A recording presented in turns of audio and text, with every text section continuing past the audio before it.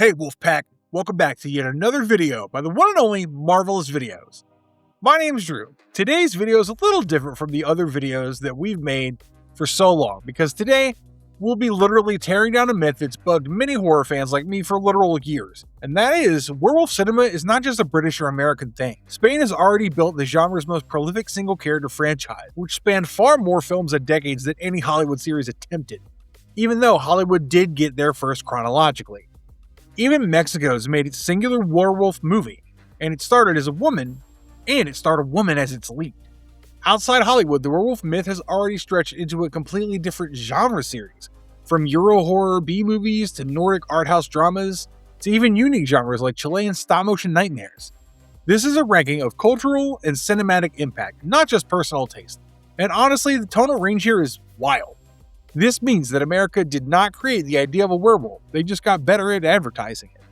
In today's video, we'll be discussing 10 of the most iconic non-English werewolf movies from all around the world.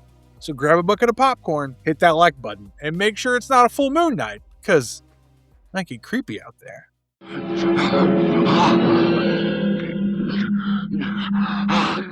Night of the Werewolf, 1981. Spain. 1 actor, 12 films, and 4 terrifying decades of the same tragic curse. If I had to put a face to Spain's werewolf legacy, it would most definitely belong to Paul Naschy. Before he became famous as Paul Naschy, his birth name was Joaquinto Manila. He was so friggin' talented that not only did he write the 9th film in his Waldemar Daninsky saga, which was a series that kicked off back in 1968 with The Mark of the Wolfman, but he also directed it from start to finish. In Night of the Werewolf, his character was brought back from the dead by grave robbers who were stupid enough to pull out the silver dagger from his dead body. Around the same time, numerous cult women were planning to sacrifice their blood that would be used for an occult ritual that would allow them to revive a vampiric countess. Of course, his character was against it, so now not only did he have to fight off his werewolf side, as he had been from the start, but he also had to deal with a cult of vampires and stop them from using his blood to bring back a potential evil. This movie was so good that fans and critics alike both mentioned publicly that this entry was probably the best part of the entire series. What makes this movie so unique is the fact that it leans fully into gothic atmosphere, delivers proper werewolf versus vampire monster mashup energy, and gives Naschy's tragic monster performance far more breathing room than the cheaper 1970s original version ever could. This movie is definitely a solid 8 out of 10, but the best part of the movie makes it a 10 with no doubt, and that is Daninsky's final battle. Daninsky's final battle against the vampire women tragically ended in his death by silver, and totally fulfilled the potential of the same cursed man who only wants to be human again arc that defines the entire franchise. Naschy was probably the reason that the werewolf genre even stayed alive throughout Europe during the 70s and the 80s. Hollywood had to make numerous different movies and take a little part from each of them to create a mythology. But Spain built an entire dynasty around one actor who just refused to let the beast give up. Werewolf in a Girl's Dormitory, Lycanthropus, 1961, Italy. A reform school, a string of murders, and a killer the script keeps hidden until the very end. This is, in no way, your typical werewolf setup, and that is exactly the point.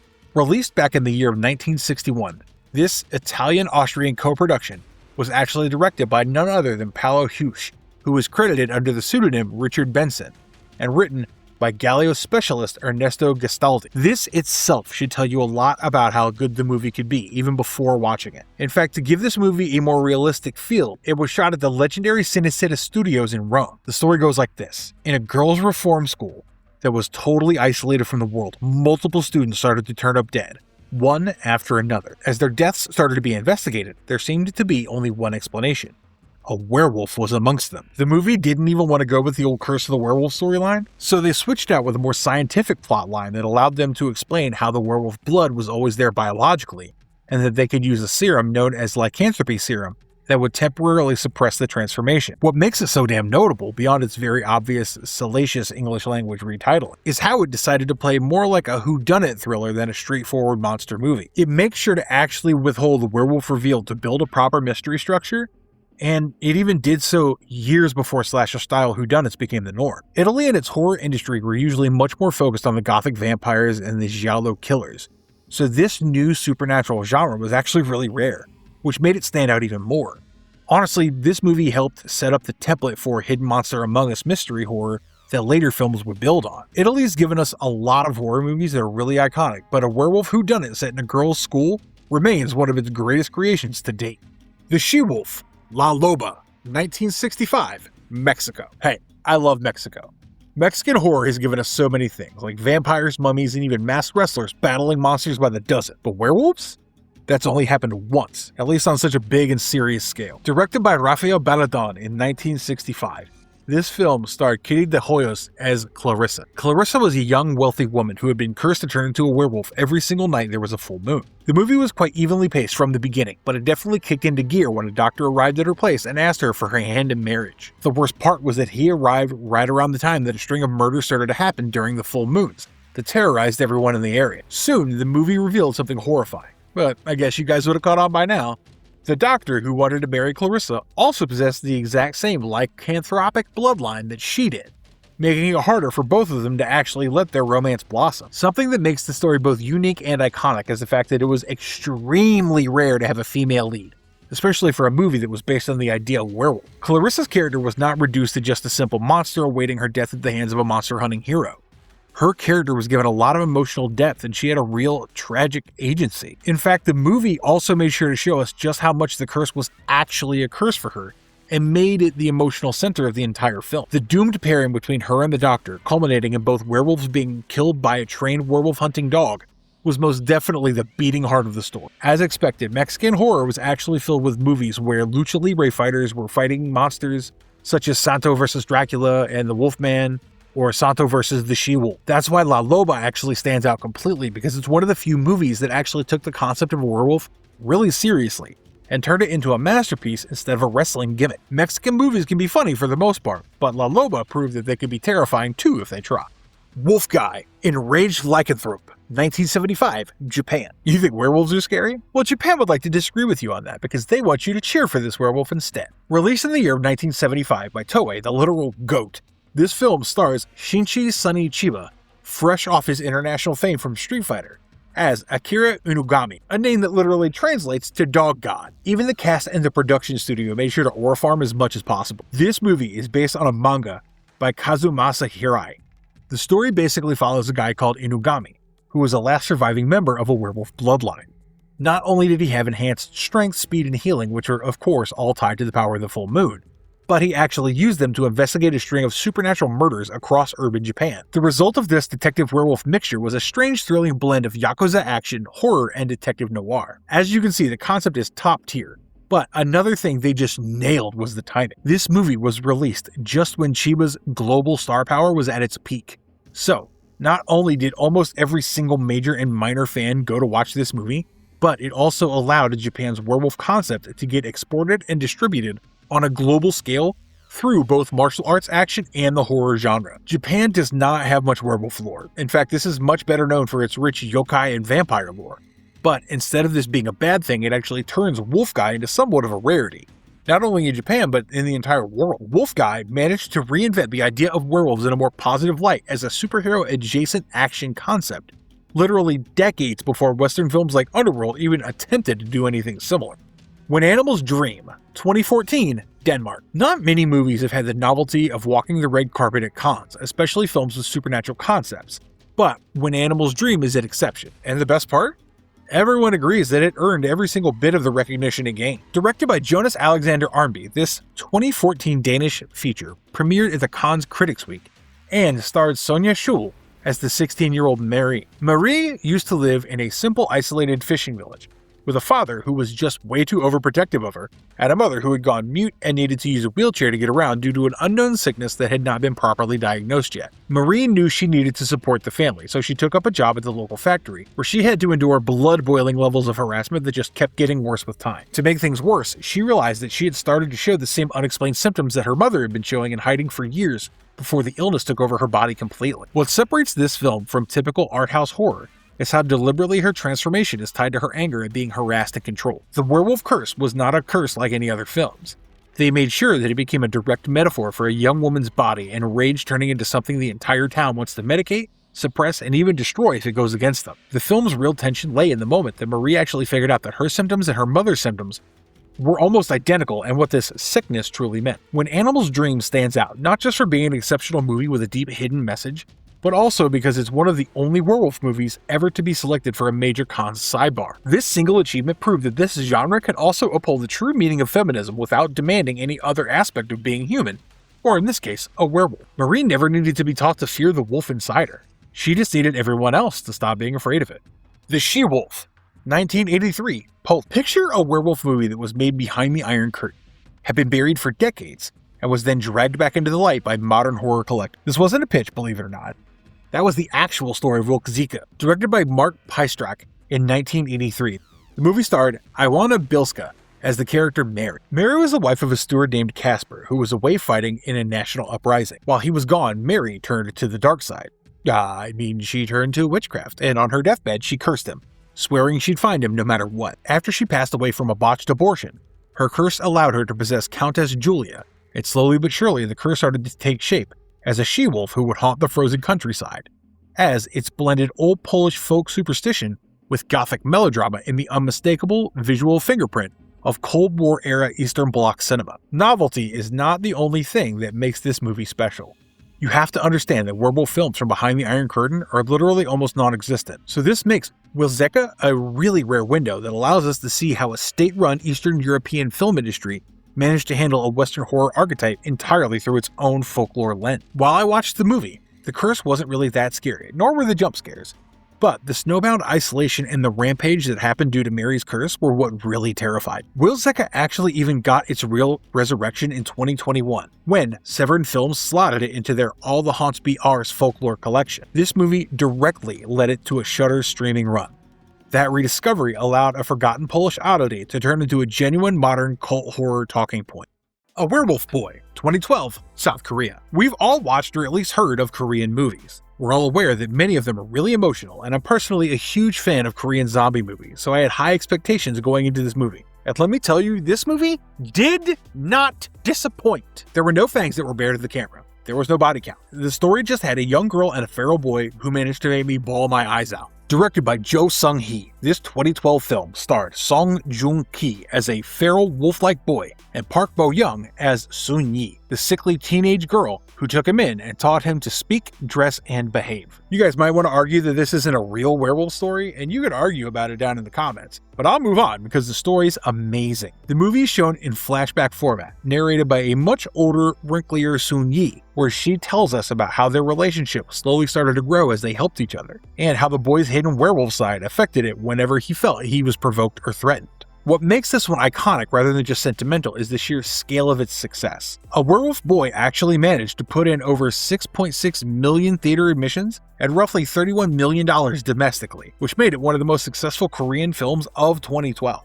That kind of box office success literally proved to the entire industry and even the whole world that a werewolf story could very well thrive as mainstream date night romance instead of straight horror. Sun-yi's patient training of Chul-soo, paired with the constant threat from a landlord determined to expose him as a dangerous animal, drove the entire emotional arc through such curves and twists that it's hard to describe in words. In fact, A Werewolf Boy is one of the biggest reasons why the creature romance formula started to become so famous and well accepted in Korean cinema. If you look deeper, this movie's not even about a werewolf. It's about two very different people trying to make society understand how their differences actually make them whole. A Werewolf Boy is a prime example that shows you do not need a transformation or a full moon to make a werewolf movie popular.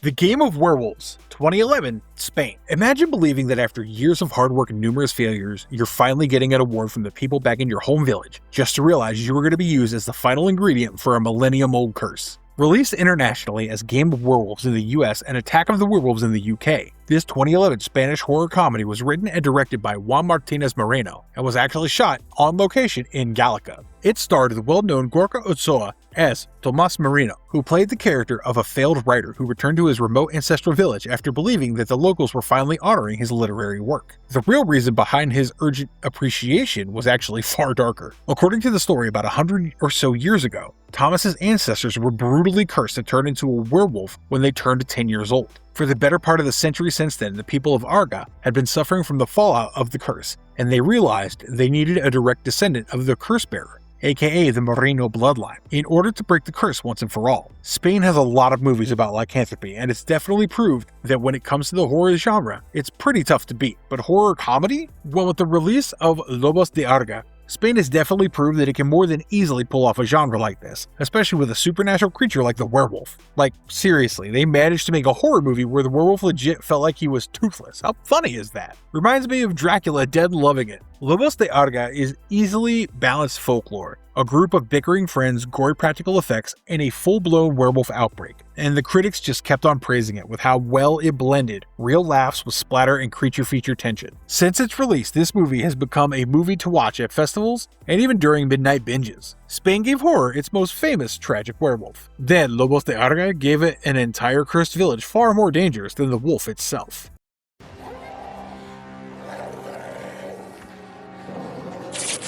Viking Wolf, Viking Ulven, 2022, Norway. Scandinavia is a vast region that has literally been plagued by werewolf lore for centuries at this point. Yet, some friggin' how, Norway never made a werewolf movie until almost an entire century after the genre came to be. Like, they postponed it so much that the genre was dying down by the time they made it. Directed by Stig Svensson, this 2022 Norwegian horror thriller stars Liv Mjolnir and Elle Rhiannon Muller-Osborne. It premiered at Norway's Ramaskirk Film Festival before getting picked up by Netflix in February 2023. Seriously, Norway? This long? Well, the story goes somewhat like this. Tale, a young teenager, goes to a party in her new coastal town where she witnesses a brutal murder. Since then, she starts to experience violent visions, ones that she can't explain. And accompanying these visions are slow and subtle, but noticeable physical changes that leave her worried. Meanwhile, the story also shows us her mother, who's a police officer investigating a string of animal-like attacks that have been terrorizing the community. I genuinely can't believe it, but the first thing I think about in this movie is how it's literally a national first. Like, for literal centuries, Norway has had numerous sightings, numerous examples of folklore, all based on werewolves, and they literally even have tourist attractions and shops based on this entire genre. Yet, it took so long to actually produce a movie in one of their biggest attractions. Keeping the little complaints aside, Tali's disturbing visions after being paired with a small-town investigation into the killings really drive the film's tension without giving away the reveal. The best part of this movie's release is that it was released on Netflix. So a country that had no werewolf movies suddenly had one that immediately reached global status overnight. I wouldn't be wrong if I compared its release benefit for werewolves to Train to Busan for zombie movies. Thankfully, Netflix managed to get their hands on this movie, or else who knows, maybe another 90 years would be needed to send out Norway's first ever werewolf into the world.